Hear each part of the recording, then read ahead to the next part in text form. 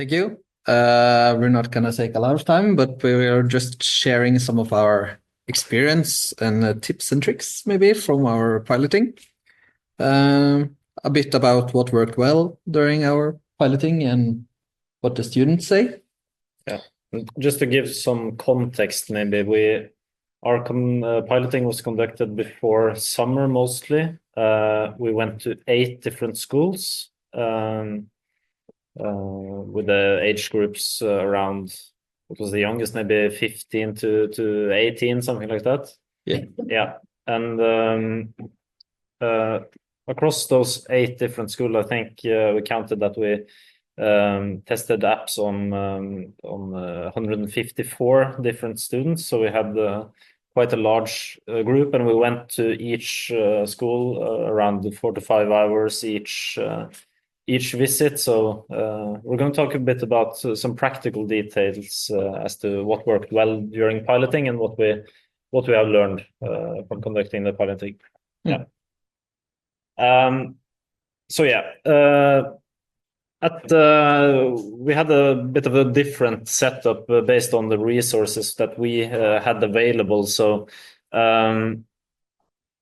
the classes consisted usually about around 25 students for each class, and we organized it a bit differently in the beginning, and we learned from that we probably should split the class into 2 separate groups because there was a lot of, I think the first schools at least, we had the 2 classes available, so we there was a lot of downtime for the students that didn't have the glasses on.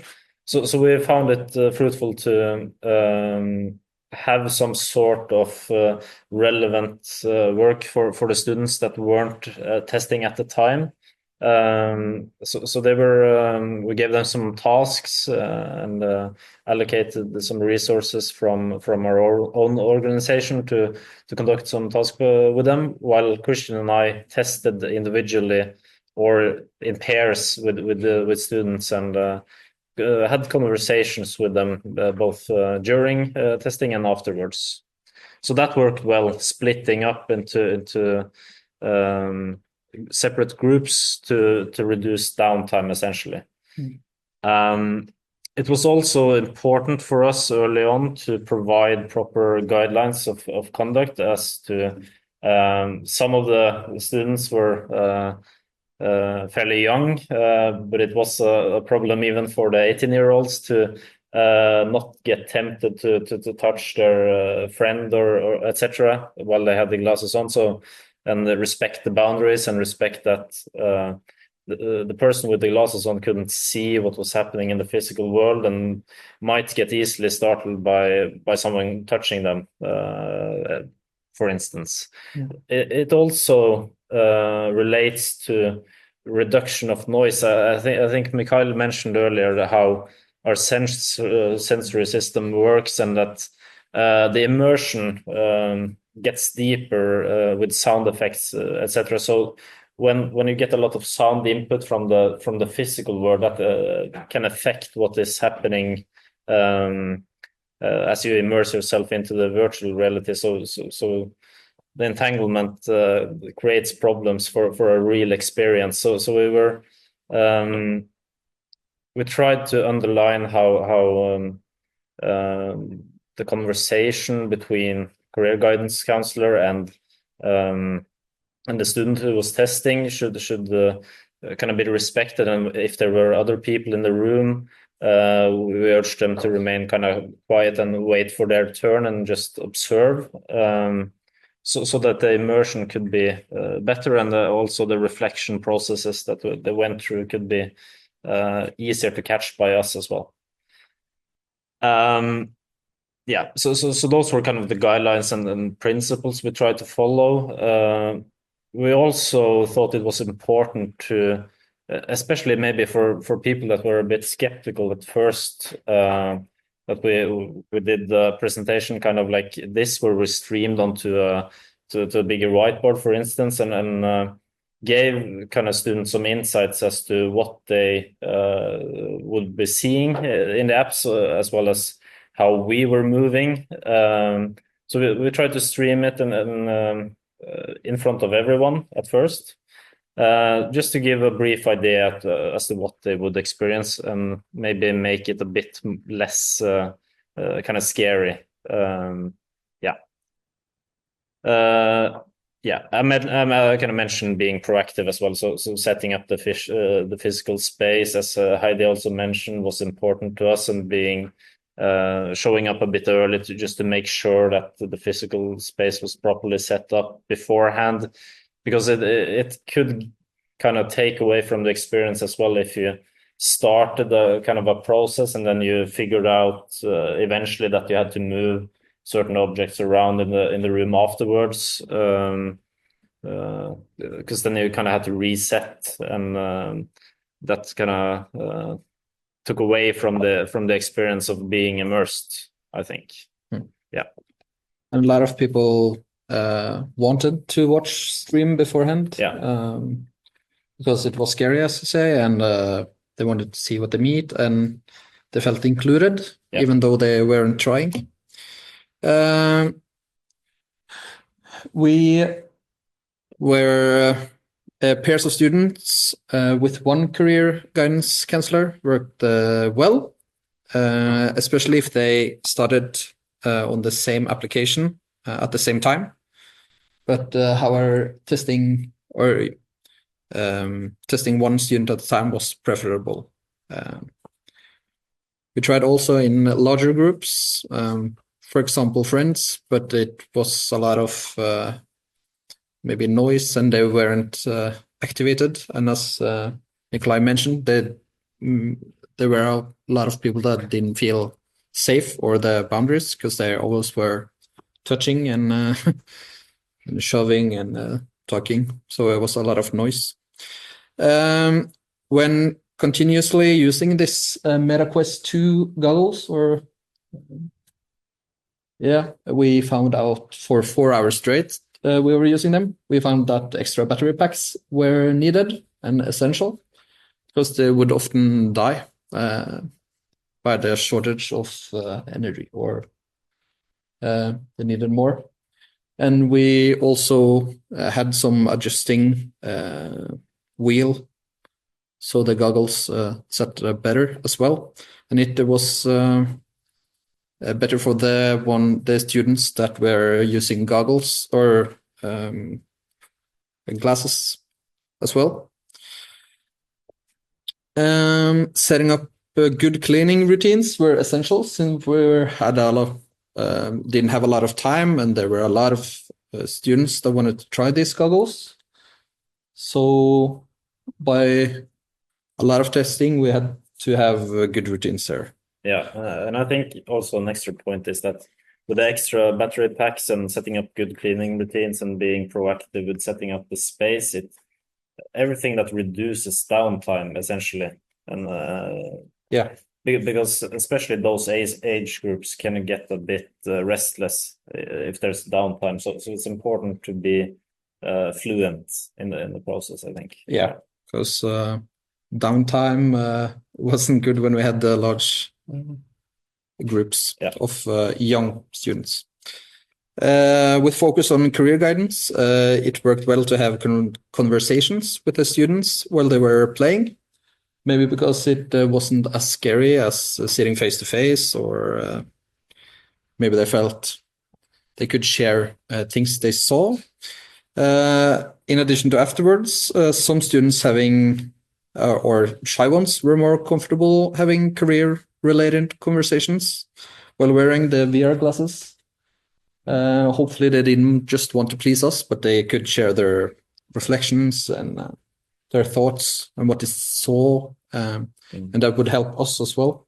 And I think also that might be a point for like there might be some generational differences there, as to maybe the younger kids nowadays aren't as used to looking directly someone in the eye. Maybe feels safer to you kind of feel like you're talking to someone while your vision is blocked, and that because they're so used to chatting on their phones, etc. Then that direct eye contact might be confrontational for some. Yeah. It could be seen as a kind of a walk while walking together and having a conversation. Yeah. It's more natural than sitting face to face as well. It was often useful to include and activate the technology savvy students, because they were the same age as the other students and they spoke the same language.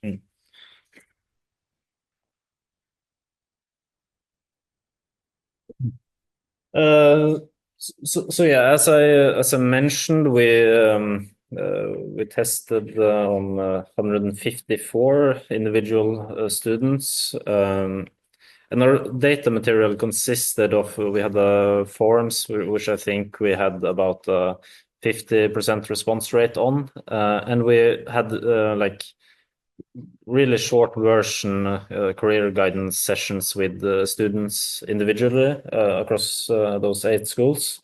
So we had some good data material on more the career guidance aspect of it, but also like practical insights as to how they experienced this, and we urged them to be honest and explain exactly what they were thinking.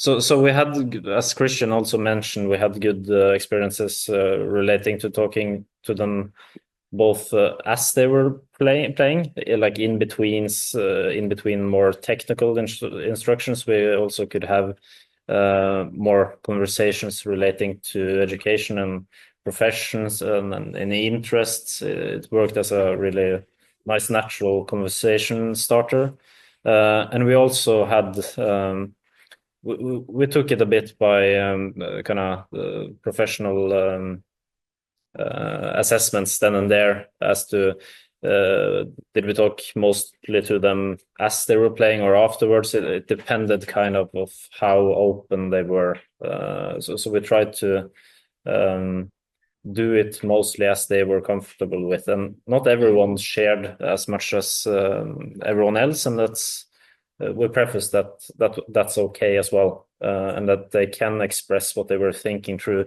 the forms instead if they felt more comfortable being honest and open in that sense. And our goal here was to just start on reflection or curiosity about these educations or occupations. Some selected feedback.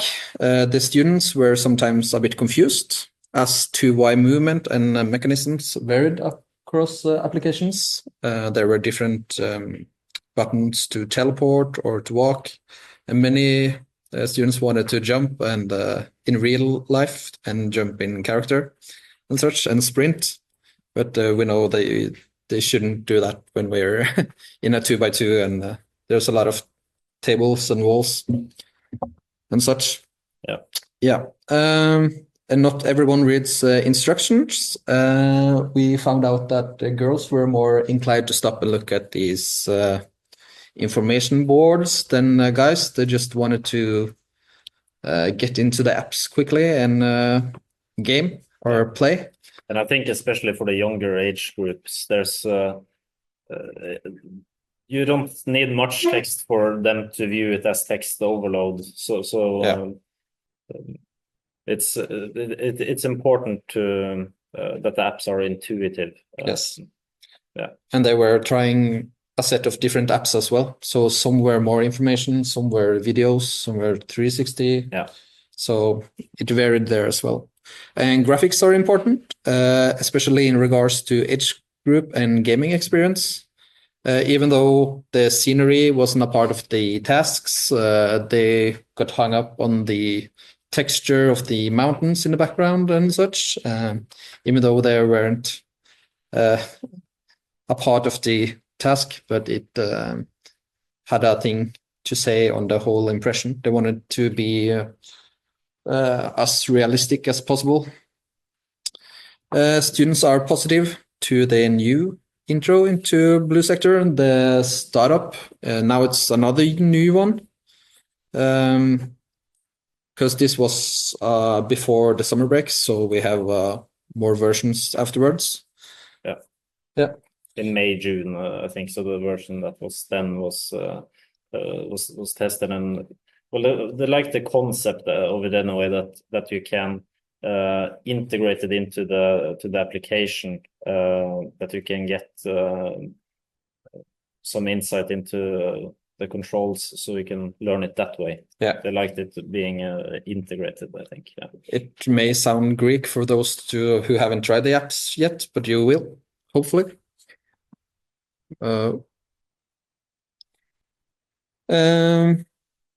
Yeah. And also for that, it was important that we stress that if people needed more time to learn the controls, we had to set up that time, because it never worked trying to rush someone learning the controls. So if someone needed 5-10 more minutes than the other person, we try to calm them down no matter what, because it never worked trying to rush them into that.